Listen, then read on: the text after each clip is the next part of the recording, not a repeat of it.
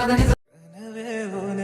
சேர நான் இங்க வரம் ஒன்று கேட்டு என் மரணம் நெருங்கிடும் போதும் உன் நினைவில் வாழ்ந்திடுவேன்.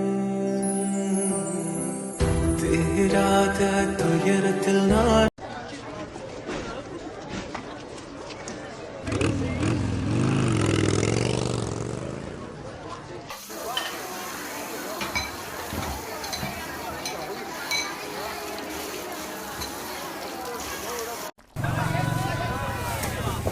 വെള്ളിയാഴ്ച ദിവസം ശ്രദ്ധിച്ചു കേട്ടോ.